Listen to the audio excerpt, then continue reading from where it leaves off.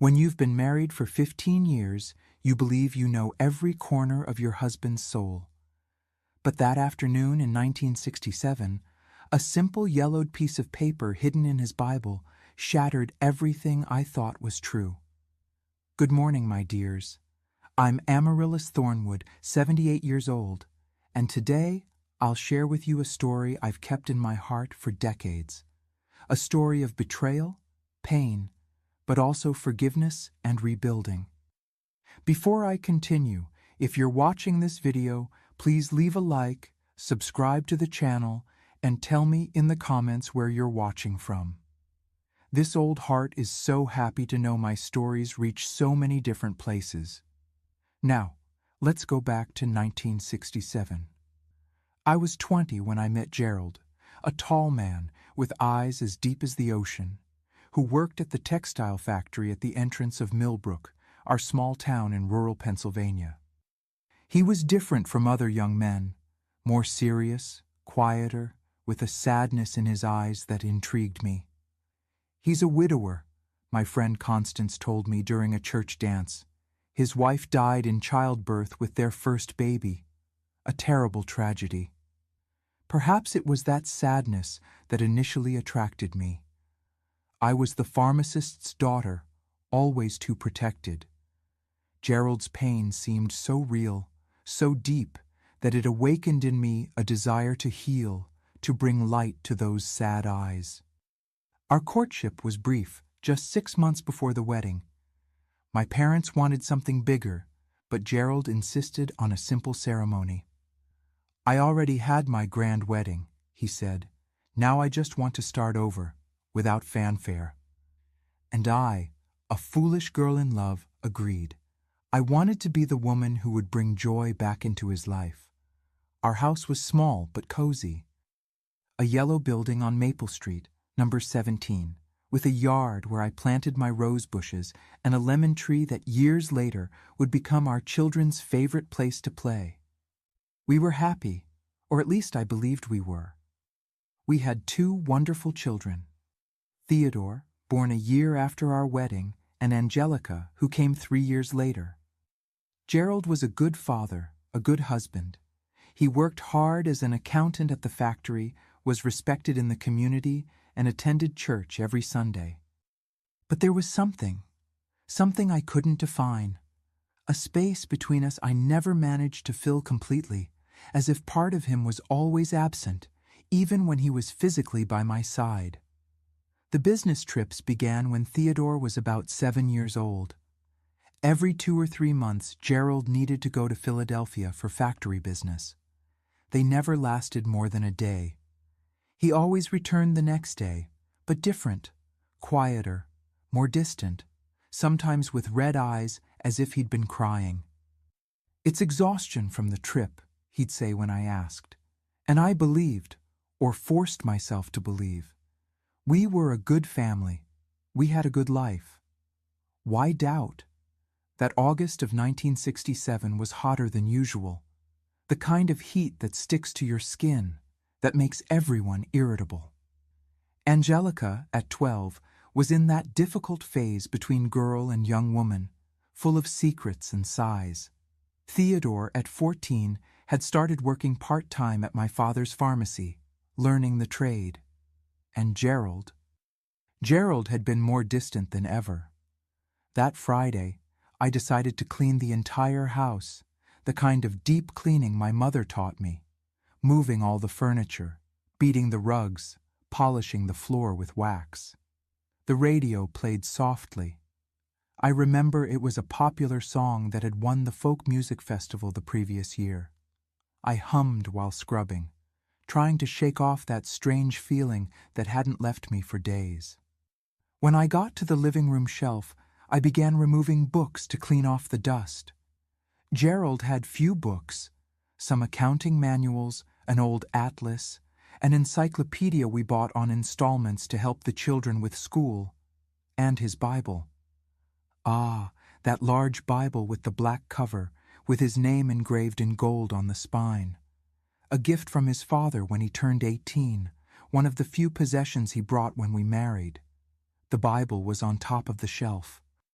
When I grabbed it, it slipped from my hands, perhaps because of sweat, perhaps because of destiny, and fell to the floor with a dull thud. Some pages came loose, scattering across the freshly waxed floor. Ave Maria, I murmured, bending down to collect them. That's when I saw it, a folded piece of paper, yellowed with time, that had fallen from between the pages. Normally, I would have simply put the paper back without looking. Gerald was a reserved man, and I respected that. But something made me stop. Something made me unfold that paper and read the words written on it. I knew the handwriting so well, Gerald's strong, slightly slanted script. But the words made my heart stop for a moment. Forgive me, Lord. She cannot know. 7 words, just 7 words, but they contained a universe of possibilities, none of them good. She, who was she? Me? And what couldn't I know? The paper had no date, no further explanation. I sat right there on the living room floor, holding that paper, my heart beating so hard it felt like it would explode. The first ideas that crossed my mind were the obvious ones. A lover, an extramarital affair. Gerald had another woman, a child with another woman. Was that why he took those trips? The emotional distance? Or were there debts, problems at work? Did Gerald gamble, drink in secret? So many possibilities, all painful. With trembling hands, I placed the paper exactly where I'd found it, between the pages of Proverbs, and put the Bible back on the shelf. I finished my cleaning like a sleepwalker, moving through the house without really seeing what I was doing. That night, when Gerald returned from work, I looked at him as if for the first time, searching for signs, clues, anything that could tell me what that phrase meant. He noticed my gaze. "Did something happen, Amaryllis?" he asked during dinner as I watched him cut the roast chicken. "No, nothing," I lied, tasting bitterness in my mouth. We had never lied to each other, or at least I thought we hadn't. "I'm just tired from cleaning." He nodded, turning his attention to the children, asking about their day at school. I observed his hands, his eyes, his gestures. They were the same as always, and yet they now seemed to belong to a stranger. The following weeks were torment. I lost sleep, lost my appetite. I began rifling through Gerald's pockets when he slept, examining his shirts for strange perfume, checking if the money he brought home matched his salary. Nothing. No proof of betrayal, no sign of financial problems, just that paper in the Bible and the periodic trips to Philadelphia. Theodore was the first to notice my change. "Mom, are you sick?" he asked one afternoon when he found me sitting on the porch staring into space. I had lost several pounds. My clothes were beginning to hang loose. "You're so pale." "It's just fatigue, my son," I answered, trying to smile. "It will pass soon." But it didn't pass. Doubt became a constant presence in our home, an invisible ghost that only I could see. I began to notice patterns I had previously ignored. How Gerald always returned from his trips with less money than he should have. How he avoided talking about his past. How certain subjects made him tense, and especially how he always locked the bottom drawer of his desk, the only one in the entire house for which I had no key. It was Mrs. Jenkins, our neighbor, who awakened me from my stupor. She wasn't exactly a close friend. With her reputation for reading cards and throwing bones, she was more tolerated than accepted in our religious community. But that day, when she saw me hanging clothes on the line, with eyes swollen from so much crying, she came to me. "You have shadows around you, Amaryllis," she said without preamble. "Dark shadows that are sucking your life force." I tried to laugh, tried to dismiss her with some excuse about just being tired, but something in the way she looked at me, with genuine compassion, without judgment, broke something inside me. I found a paper, I confessed, the words coming out before I could contain them. In Gerald's Bible it said, "Forgive me, Lord, she cannot know." And now I can't stop thinking about what that means. Mrs. Jenkins didn't seem surprised, just nodded slowly, as if confirming something she already knew. Secrets are like poison, my child. They slowly kill those who keep them and those who live with them without knowing. You need to discover the truth. No matter how painful it is, only then can you heal. How? I asked desperately. How do I discover something that's so well hidden?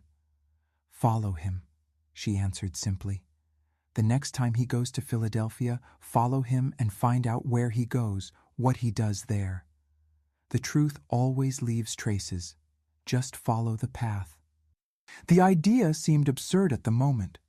Me, Amaryllis Thornwood, devoted wife, mother, following my husband like a spy in a mystery movie. It was madness. And yet, the suggestion planted a seed in my mind that I couldn't uproot. 2 weeks later, Gerald announced another trip. "I have to go to Philadelphia tomorrow," he said during dinner. "Factory business. I'll be back the same day in the evening." I felt my heart race, my mouth go dry.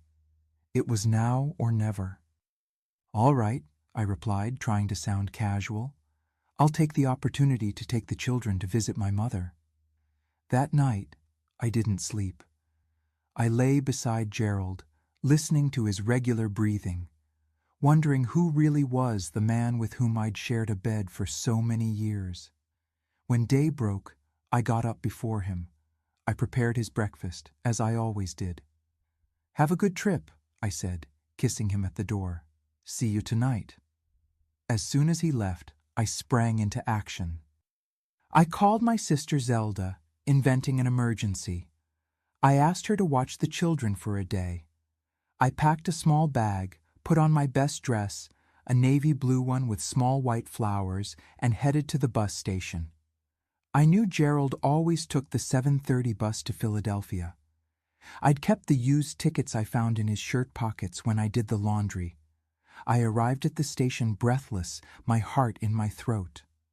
I saw his bus still parked, but Gerald wasn't in sight. I hid behind a newsstand and waited. Soon I saw him arriving, buying his ticket, and stopping for coffee at the counter of the snack bar. I took that moment to go to another counter and buy a ticket for the next bus, which would leave just 20 minutes later.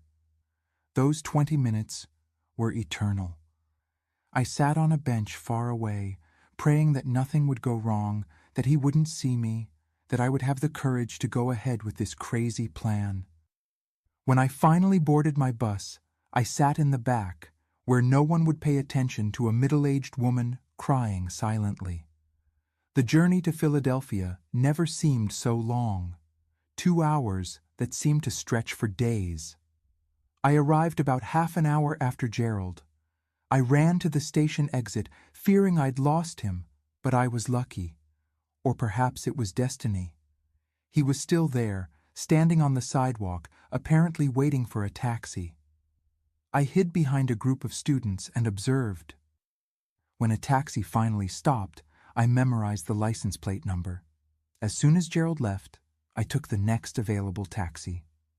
"Please follow that yellow car, the one with license plate PA46873, I asked, showing all the savings I had brought.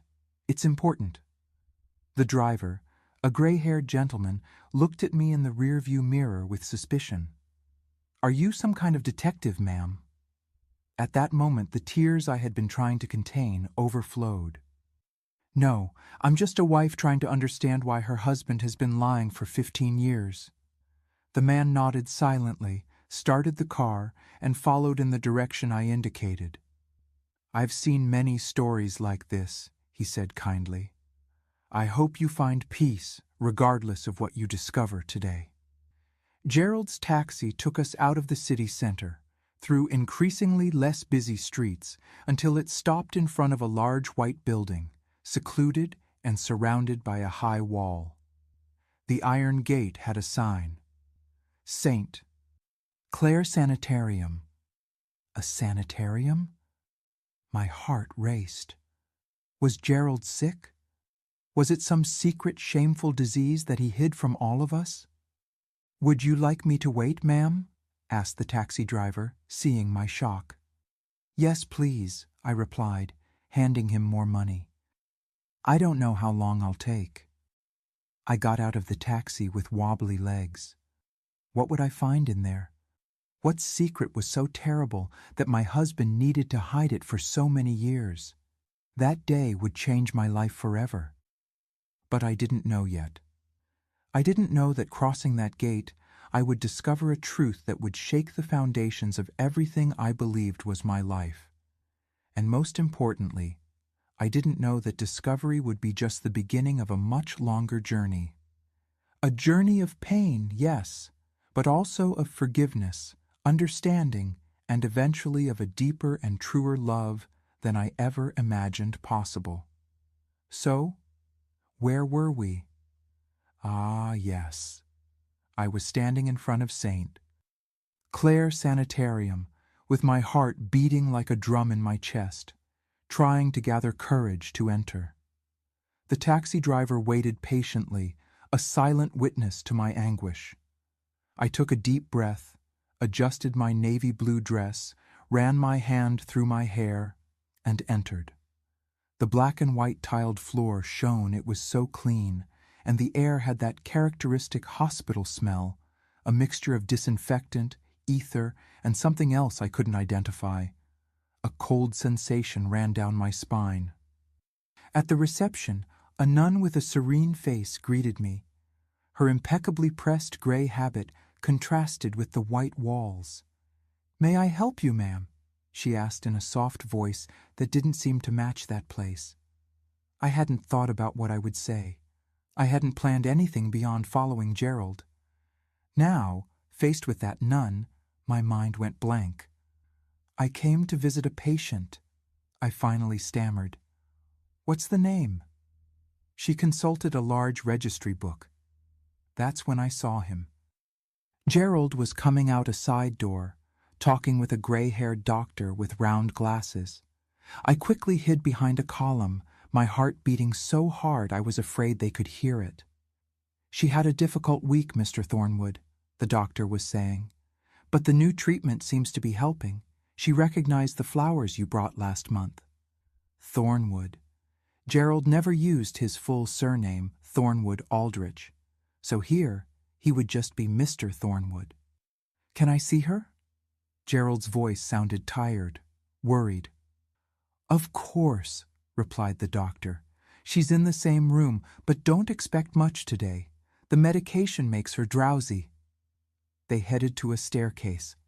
I waited a few moments and followed them, keeping my distance.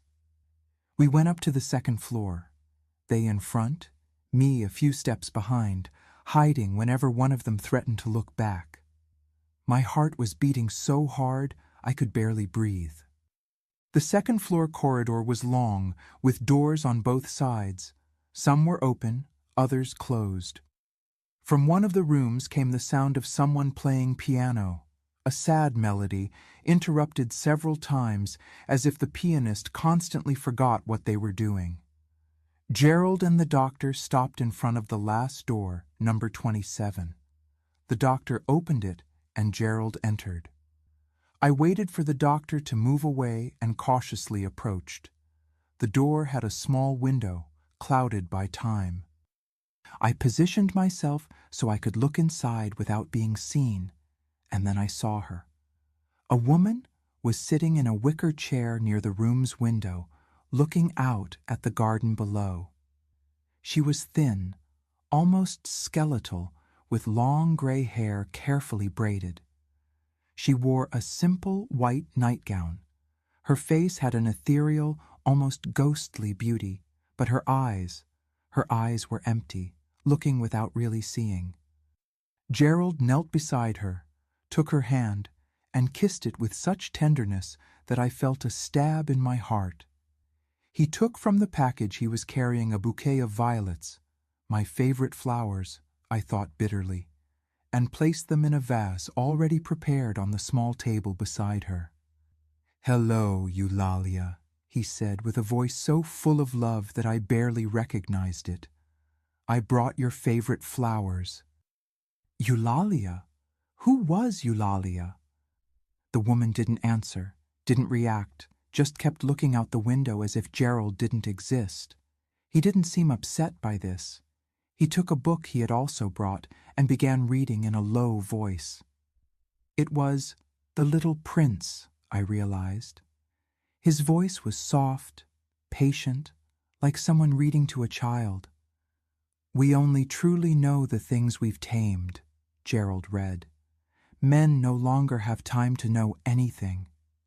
As I watched that surreal scene, I felt someone touch my shoulder.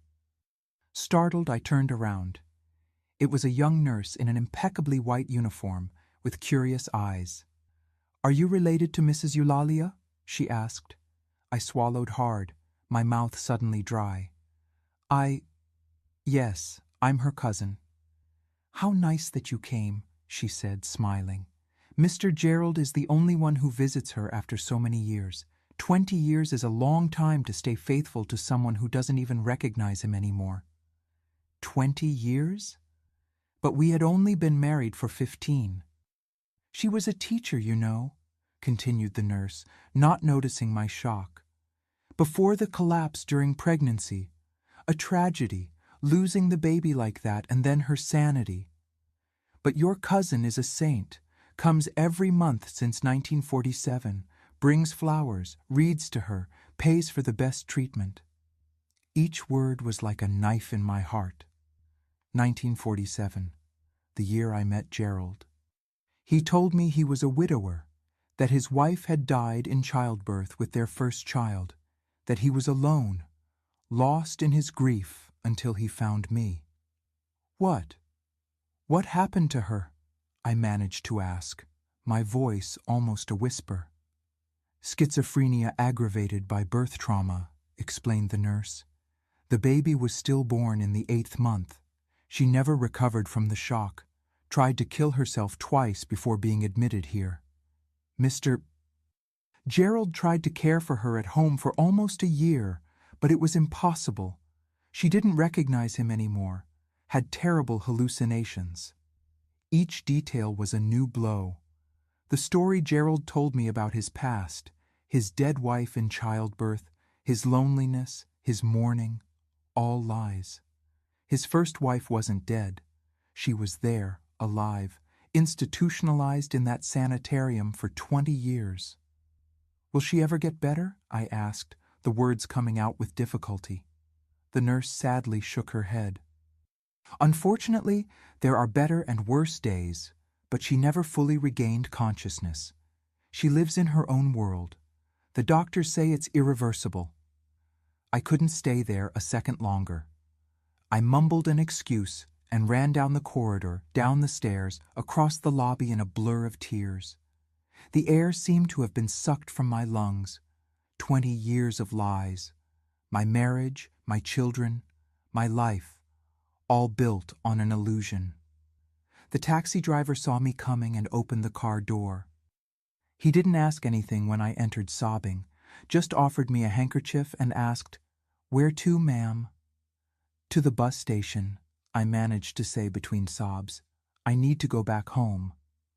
During the entire journey back, I cried like I had never cried in my life. The kind lady next to me on the bus held my hand the whole way, asking no questions, just offering the silent comfort of her presence. When I got off at the Millbrook station, I could barely see the path in front of me. I picked up the children at Zelda's house. My sister immediately realized something was wrong, but respected my silence when I shook my head, indicating I didn't want to talk about it. I took the children home, prepared dinner like an automaton. I answered their questions and conversations with monosyllables and forced smiles. After they went to bed, I sat in the dark living room with Gerald's Bible in my lap. I opened it again to the book of Proverbs and removed that yellowed piece of paper. "Forgive me, Lord, she cannot know." Now I understood the meaning of those words. The request for forgiveness wasn't for a trivial betrayal or a small lie. It was for an entire lifetime of deception. I took the paper to the kitchen and burned it in the wood stove, watching the flames consume those words that had consumed my peace. The ashes flew up the chimney, but the pain remained burning in my chest. When Gerald arrived, it was already past 9 at night. He opened the door, finding the house silent, only the weak light from the living room lamp illuminating my figure sitting in the armchair. His eyes immediately registered something was wrong, my face swollen from so much crying, the small suitcase beside the armchair, the closed Bible on the table. "Amaryllis, what happened?" he asked, dropping his own bag on the floor. My voice came out stronger than I expected, despite the tears that started flowing again. "Who is Eulalia?" The effect was immediate. All the blood seemed to drain from his face. He leaned against the wall as if his legs could no longer support him. His eyes, always so confident, were now wide with panic. "How?" was all he managed to say. "I followed you today," I confessed, "to the St. Clair Sanitarium. I saw everything. I know everything. I want to know why you lied to me for 15 years. Gerald closed his eyes for a moment, as if absorbing the impact of my words. When he opened them again, they looked different, older, more tired, as if an enormous weight had been placed on his shoulders. And then, right there in our living room, he fell to his knees and began to cry. These weren't discreet, contained tears like I'd heard him shed a few times. This was a convulsive, uncontrolled cry, as if a dam had broken after years of holding back the waters. Between sobs, he began to talk, the words coming in a torrent, as if he feared that if he stopped, he would never be able to finish his confession. "I met Eulalia in 1945, right after the war. She was an elementary school teacher in Philadelphia. I had just gotten my first job as a junior accountant.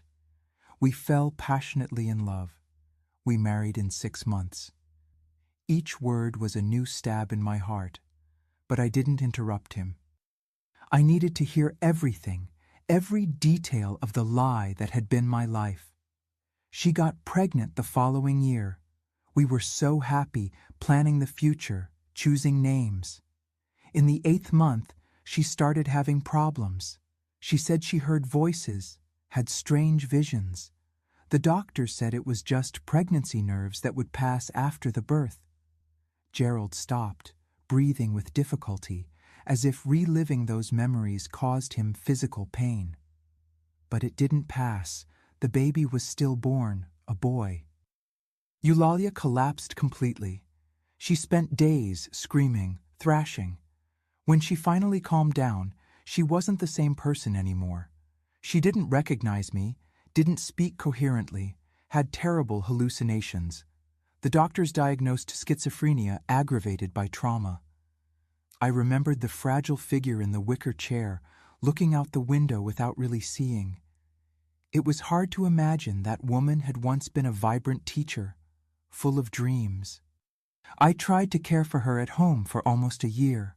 I abandoned my job, spent all our savings on doctors and medicines, but it was impossible. She didn't sleep, had violent episodes, tried to kill herself twice. The doctors recommended institutionalization as the only option.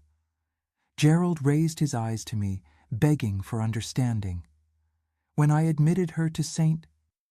Clair, I promised myself I would never abandon her, that I would always visit, pay for the best treatment, keep alive the hope that one day she would improve. "And then you met me," I said, my voice trembling with anger and pain. "Yes," he confessed. "A year after Eulalia's admission, I was destroyed, Amaryllis. Alone, hopeless, drowning in debt and guilt. When I met you at that factory party, it was as if a ray of light entered the darkness. He got up with difficulty, took 2 steps in my direction, but stopped when I raised my hand in warning. I knew no one would agree to marry a man like me, poor, in debt, with a wife institutionalized forever in a sanitarium. So I lied. I said I was a widower. For 15 years, I accused, each word dripping venom. 15 years, Gerald. We had children. We built a life, all based on a lie. I know, he cried. Each day, the weight of that lie grew. Each month, when I went to visit her, I asked God's forgiveness for what I was doing to you both. Forgive me, Lord, she cannot know. I wrote that in a moment of despair years ago, when I almost told you everything. I kept it in the Bible to remind me of my sin, of my weakness. So many things made sense now. The monthly trips, the money that was always missing to pay for the sanitarium, the red eyes when he returned from crying over her, the way he avoided talking about the past. What happens now? He asked, his voice small, defeated. I looked at this man I had loved for 15 years, the father of my children, the center of my world, now revealed as a stranger. All the anger, all the pain I felt at that moment crystallized into a single certainty. I couldn't stay there, not that night, perhaps never again. Now, I said, rising and picking up my small suitcase, I'm going to my parents' house. The children come with me. As for the rest, I don't know, Gerald. Honestly, I don't know. He didn't try to stop me. Perhaps he knew he had no right to. Not anymore. I woke Theodore and Angelica, vaguely explaining we needed to spend a few days at their grandparents' house. They were confused, sleepy, but obeyed without many questions. When we went out the door, Gerald remained in the same place, looking smaller and older than ever. I love you, Amaryllis, he said almost in a whisper. I've always loved you. That was never a lie. I didn't answer. I had no words, no strength. I just closed the door and walked down the quiet street with my children, leaving behind the yellow house on Maple Street, number 17, and the 15 years of life I thought I knew. The scandal was inevitable in Millbrook, a small town where everyone knew each other, where whispers ran faster than the wind.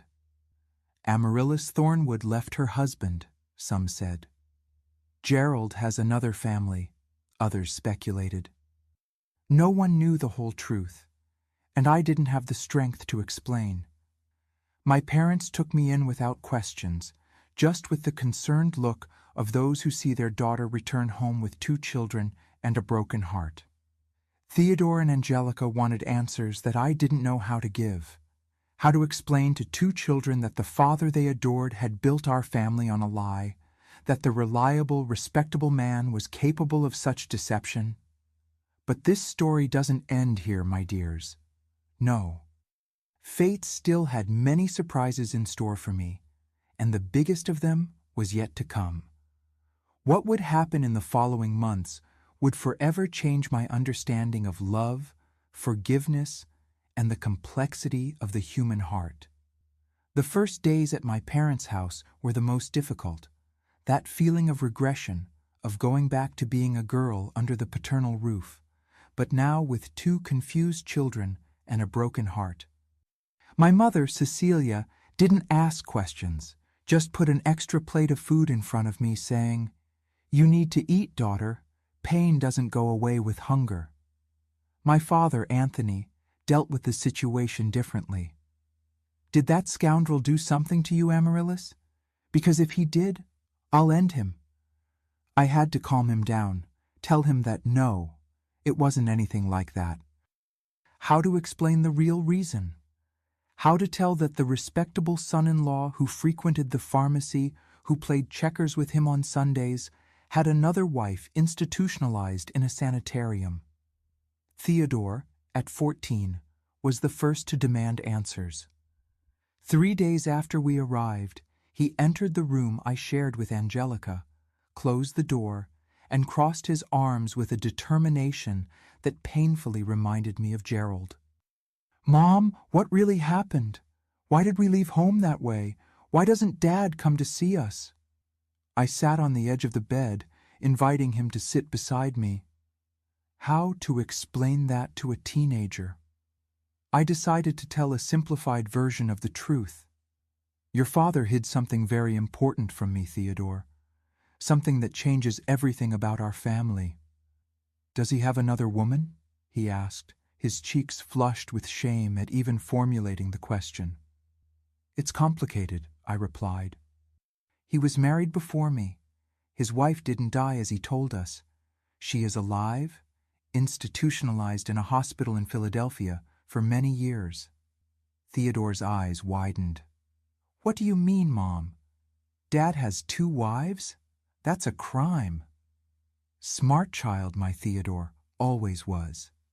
"Legally, perhaps. Morally, certainly. That's why we're here now. I need time to understand what to do, how to move forward." Can we see him?" His voice oscillated between anger and longing. As shocked as he was, this was still his father we were talking about, the man who taught him to fish in the river, who carried him on his shoulders when he was small. "Not now, son. I need time. You and Angelica need it too, all in due time." Angelica handled the situation differently.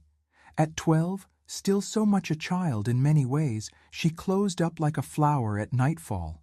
She stopped talking, barely ate. She spent hours sitting on my parents' porch, looking at the street, as if expecting to see her father turning the corner at any moment. Meanwhile, Gerald didn't stand idle. The letters began to arrive. A week after our departure, the first one, delivered by a colleague from the factory, contained just a few lines. "Amaryllis, forgive me. I know I don't deserve it, but please let me explain everything in person." I didn't respond. I burned the letter in the stove, just as I had burned that paper from the Bible. But the letters continued to arrive, one per week, each longer than the previous one. Gerald told everything. How he met Eulalia, how their marriage was, how he faced her collapse, the sleepless nights trying to care for a wife who no longer recognized him, the painful decision to institutionalize her, the promise never to abandon her. And then how he met me, the desperation of loneliness, the burden of guilt, the light he found in me, the lie he initially told to win me over, then to not lose me, and finally to protect our children and the life we built. I read each letter, absorbed each word, and then burned them, as if the fire could purify those painful revelations. I didn't respond to any. What could I say? That I forgave him? I didn't know if I was capable? That I hated him? That wasn't true either. What I felt was something more complicated, a confused mixture of love, betrayal, pity, and anger that I myself couldn't untangle. The town, of course, was bubbling with gossip. In Millbrook, a town so small you could walk from one end to the other in an hour, secrets were like coins. They passed quickly, from hand to hand, until they lost their original shine. "They say he beat her," whispered Mrs. Matthews, the seamstress, to my mother at the market. "I heard he has another family in Philadelphia," speculated the traveling salesman who stopped at my father's pharmacy. "The pharmacist's daughter left her husband. It's outrageous," criticized the pastor, who seemed to forget that "thou shalt not judge" was a Christian precept. I ignored it all, focused on rebuilding some kind of normalcy for my children. Theodore began working more hours at his grandfather's pharmacy, finding in work an escape from the confusion of feelings. Angelica slowly came out of her shell of silence, encouraged by piano lessons that my mother insisted she take with Miss Elmira from the church. Days turned into weeks, weeks into months. Before I knew it, We were in January 1968, almost 6 months since that fateful trip to Philadelphia. The scorching summer seemed to reflect the climate within me, a heat of uncertainties, doubts that didn't cool with the passage of time. Gerald never tried to visit us, respecting my silence as a form of response. His letters continued to arrive, now bi-weekly, but the tone had changed. No more explanations or apologies, just accounts of his daily life, news about the house he still considered ours, small messages for the children that he knew I might or might not share. The white rose bush you planted bloomed beautifully this year, Amaryllis. I thought of you with each bud that opened. The neighbor's dog had puppies. I remembered how Theodore always wanted a dog. Maybe someday? I found Angelica's poetry notebook while cleaning her room. I didn't read it, respecting her privacy, but kept it with care. Small fragments of life that continued in the yellow house on Maple Street, number 17, now inhabited only by a lonely man and his unraveled lies. It was in February 1968, on a muggy Thursday morning, that I received a different telegram. It wasn't from Gerald, but from St. Clair Hospital. Mrs. Amaryllis Thornwood, we inform you of the death of Eulalia Thornwood. Funeral, tomorrow, 10 a.m. Dr. Menezes, Medical Director. I read and reread those telegraphic words, trying to process what they meant. Eulalia had died. Gerald's first wife, the woman he religiously visited for 20 years, the woman whose existence he hid from me, had departed. I didn't go to the funeral. How could I? That woman who, without knowing it, had been my rival for so many years, deserved to rest in peace, without my intrusive presence. But I found myself thinking about her all day, about how she might have been before the illness, the dreams she had, the life she could have lived if fate hadn't been so cruel. 2 weeks later, my sister Zelda knocked on the door, breathless. She lived on the other side of town, near the church, and rarely visited us during the week. "Gerald is in the hospital," she said without preamble. "Severe pneumonia. The doctors don't know if he'll make it." I felt my heart stop, as if someone had pressed a switch inside my chest. "How did you find out about this?" "Marvin from the factory," she replied. "He didn't show up for work for 3 days. When they went to his house, they found him collapsed in the living room with a very high fever. They took him to the hospital right away."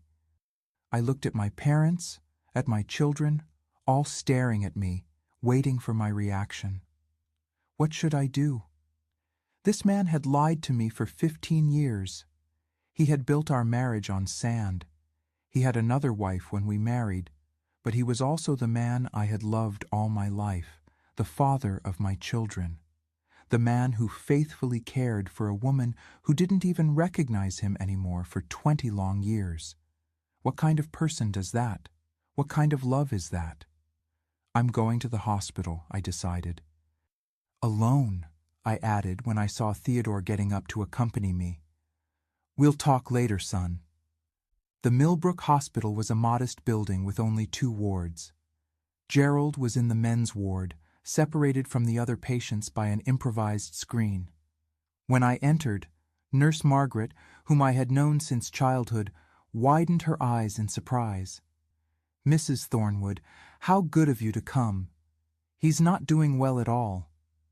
I approached the bed, and what I saw broke my heart. Gerald was almost unrecognizable, thin, pale, with oxygen tubes in his nose.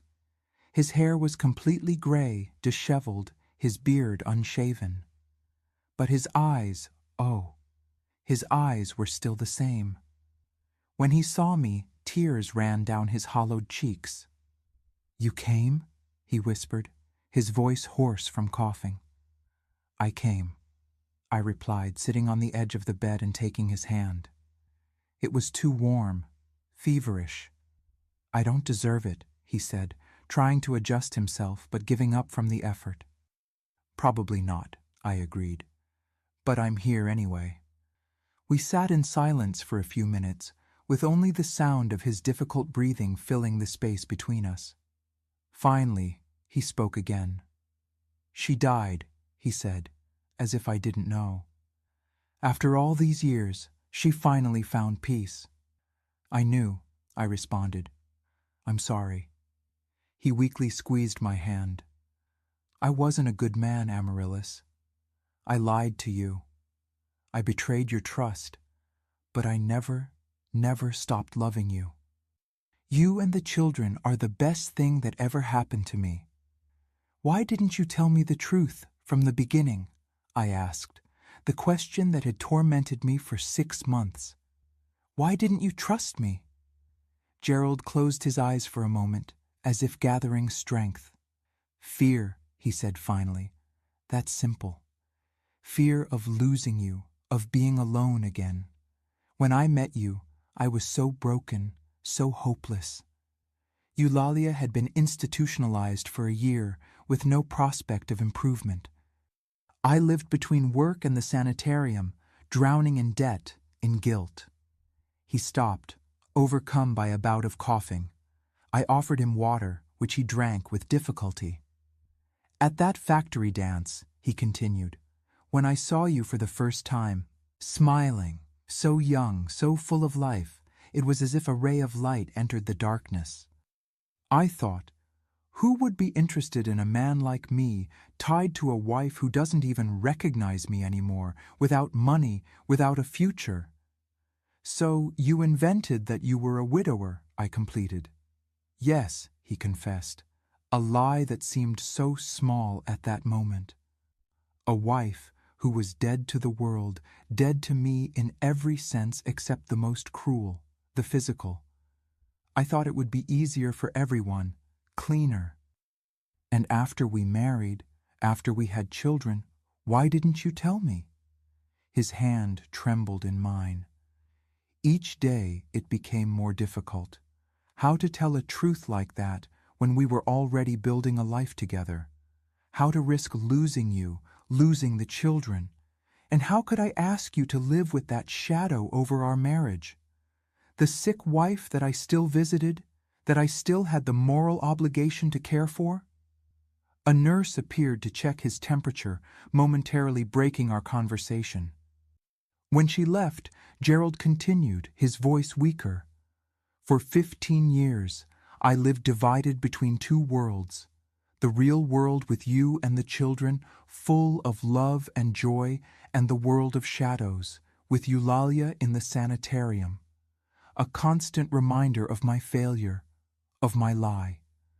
Each month I went to visit her, knowing I was betraying you, betraying her.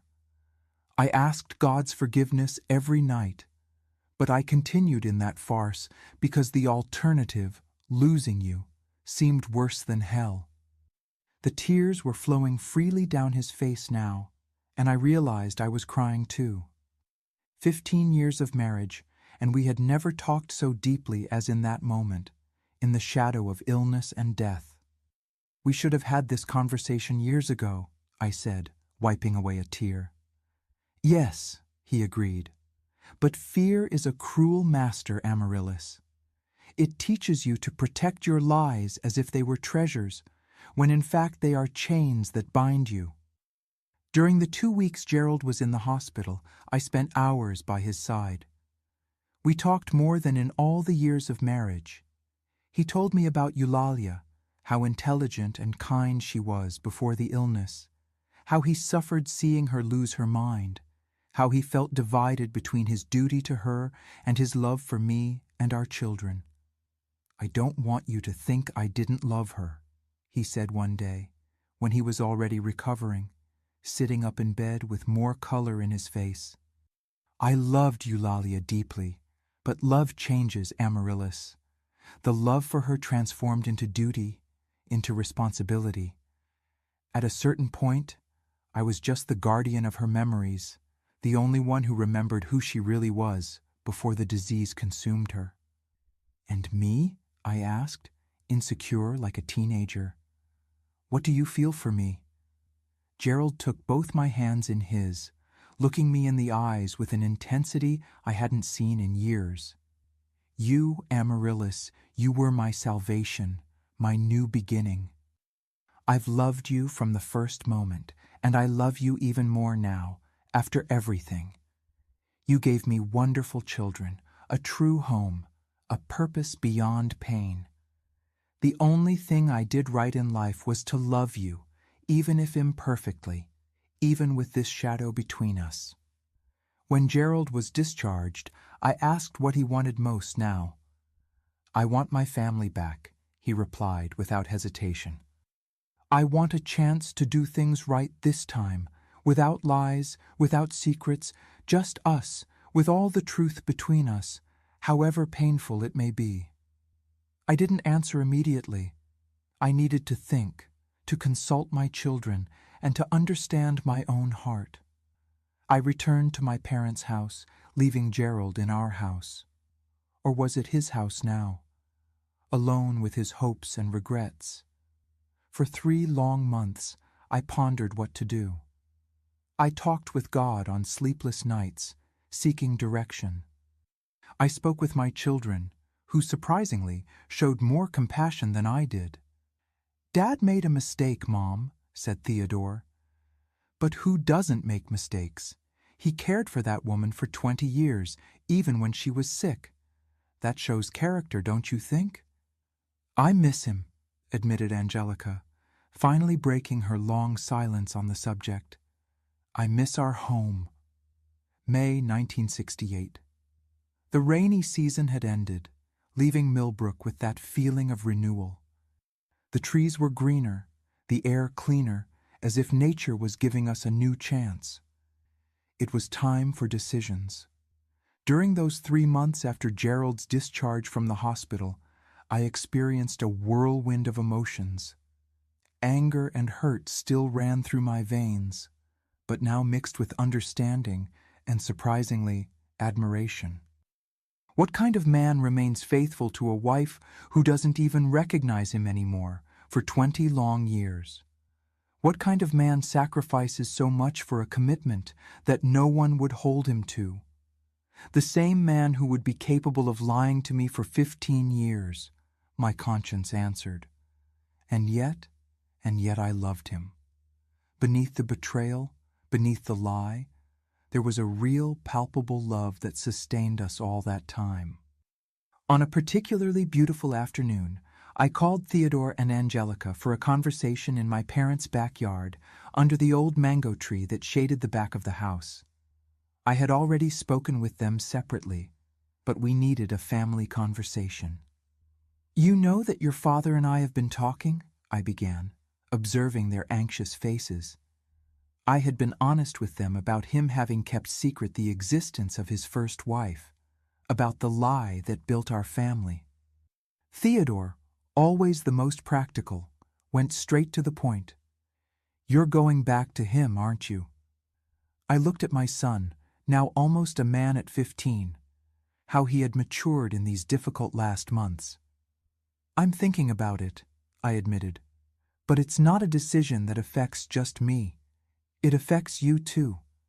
This family is ours, all 4 of us. I want to know how you feel." Angelica, who had spent so much time in silence, surprised me with her sudden eloquence. "Dad made a big mistake, Mom, but he also suffered a lot, and now he's alone after losing 2 families." The wisdom of that 13-year-old girl left me speechless for a moment. When we become parents, we forget that our children are not just witnesses to our lives, but perceptive judges of our actions. "I want to go back home," she continued. "I miss my room, the lemon tree, Mrs. Jenkins and her bones. I miss being a family, even an imperfect one." Theodore agreed. "Grandpa and Grandma are wonderful, but it's not the same thing. And Dad, he needs us now, don't you think?" That afternoon sealed my decision, but I knew we couldn't simply return as if nothing had happened. We needed a new beginning, with new rules, new understandings. The next day, I took the familiar path to Maple Street. It was the first time I had returned to our house since that fateful night in August. My heart was beating so hard I thought the neighbors could hear it. The house was different. The garden, once so well tended, showed signs of neglect. The rose bushes needed pruning, the grass was too high. The yellow paint on the facade was peeling in some places. It seemed like a metaphor for our marriage, still solid in its structure, but urgently needing care. I knocked on the door, feeling strangely like a visitor. It took a few moments until I heard footsteps, and then there he was, Gerald, my husband, the man I had loved all my life, the man who had betrayed me in the most profound way possible. He looked better than in the hospital, but still far from the strong, confident man I knew. He had lost weight, his hair was grayer, and his eyes carried a new pain, deeper. "Amaryllis," he said, as if my name was a prayer. "Come in, please." The living room was clean, but with that superficial cleanliness of someone who doesn't really care. Books piled in the corner, a half-empty coffee cup on the table, curtains closed, blocking the afternoon light. "Sit down," he offered, indicating the sofa. The same sofa where we had so often sat together to listen to the radio, to help the children with homework, to simply be together at the end of a long day. I sat on the edge, maintaining some distance. He remained standing, restless, as if he didn't know what his place was in this house we once shared so comfortably. "I've thought a lot," I began, going straight to the point, "about us, about what happened, about what to do now." He nodded without interrupting, his eyes fixed on me as if he feared I might disappear at any moment. "I can't pretend I'm not hurt," I continued. "I can't pretend that what you did hasn't changed everything between us. A lie of this magnitude isn't something you get over overnight." "I know," he said in a low voice. "I don't expect you to forgive me easily, Amaryllis. I don't have that right, but I also can't deny what we've built together. 15 years, I went on. 2 children. A life that, despite being founded on a lie, had moments of genuine happiness, of genuine love." I took a deep breath, gathering courage for the words that would change our lives again. "I'm willing to try again, Gerald, to rebuild what was broken, but with conditions." His face lit up with a hope so pure, so vulnerable, that I felt my heart tighten. How could I still love this man after everything? And yet, I did. "Anything," he promised. "I'll do anything, Amaryllis." "First, complete honesty from now on," I demanded. "No secrets, no matter how small, no lies, not even those you think will protect me." He nodded emphatically. "I promise." "Second, I want you to transfer the house to my name," I continued, surprising him. "Not as punishment, but as a guarantee. If I ever discover another secret of this magnitude, I need to know that my children and I won't be left destitute." He hesitated for only a second before agreeing. "That's fair. I'll speak with the notary tomorrow." "Third," and here my voice trembled a little, "I want us to seek help. A doctor, a psychologist, someone who can help us rebuild this broken trust. I know it's not common in our town that people will talk, but I don't see how we can do this alone." This was perhaps the most difficult condition.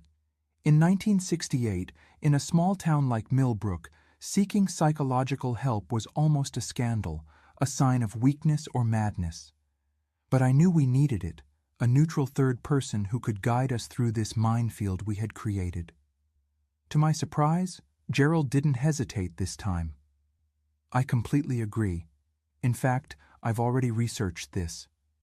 There's a psychologist in Philadelphia, Dr. Hermes, who sees couples. We could go once a week."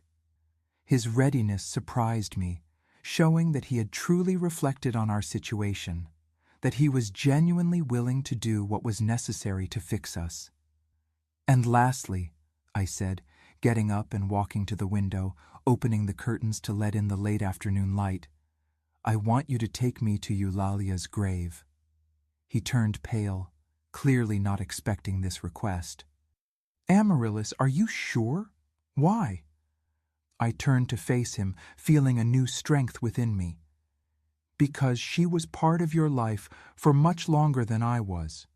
Because, like it or not, she is part of our story. And because I need to make peace with her memory, if we really want to move forward. Gerald was silent for a long moment, and I could see tears shining in his eyes. Finally, he nodded. Whenever you want to go, I'll be ready. That night, I returned to my parents' house, to Gerald's surprise, who clearly expected me to stay. I need to do this gradually, I explained. First us, then the children, one step at a time. He accepted, albeit with evident disappointment. Whatever time you need, Amaryllis, I'll wait as long as necessary. The following week, we began our sessions with Dr. Hermes in Philadelphia, a balding man with thick glasses, with a kindness in his gaze that immediately inspired confidence.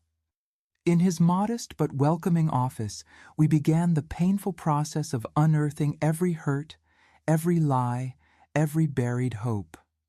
You built a castle on quicksand, Mr. Gerald, said Dr. Hermes in our first session. No matter how beautiful the castle, it was doomed from the start. Now we need to find solid ground to rebuild. For almost 2 months, we went to Philadelphia every Thursday.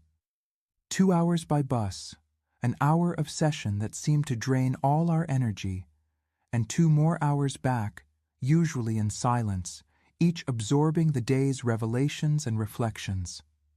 It was on one of those Thursdays, after a particularly intense session where Gerald had confessed his constant fear of being discovered, that I asked to go to the cemetery.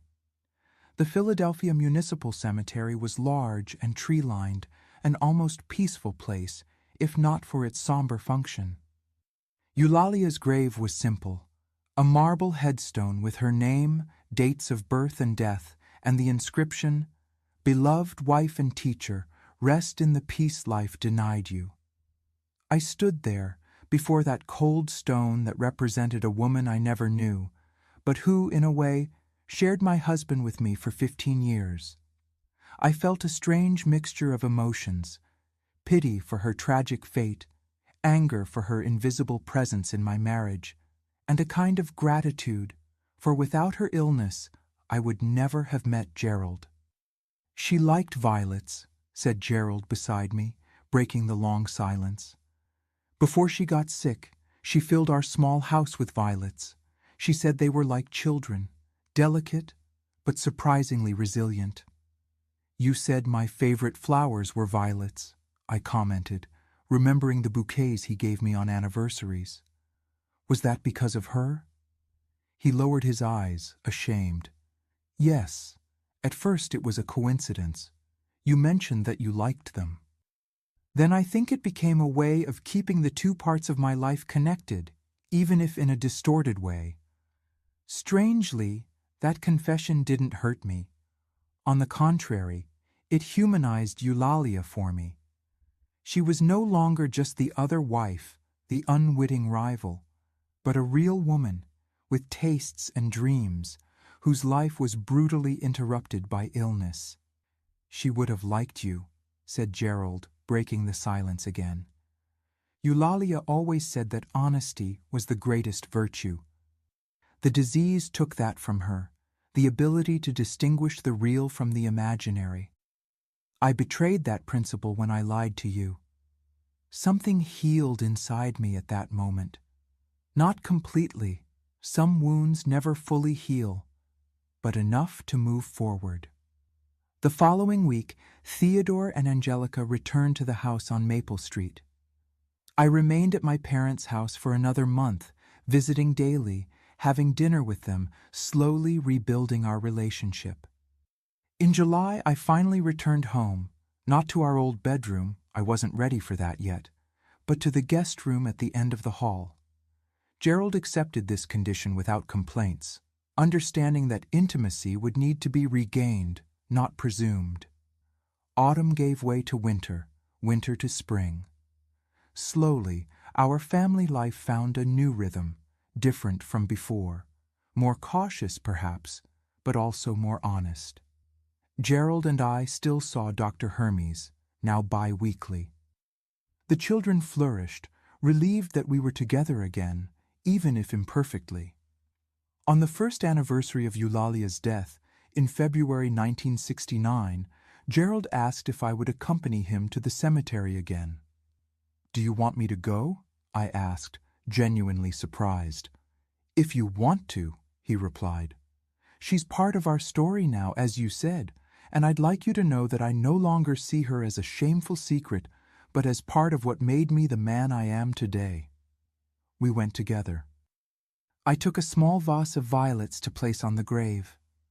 As Gerald murmured a prayer, I looked at that headstone and silently thanked Eulalia for having loved Gerald first, for having been strong in her tragedy, and for inadvertently teaching me that love is more complex and resilient than I ever imagined.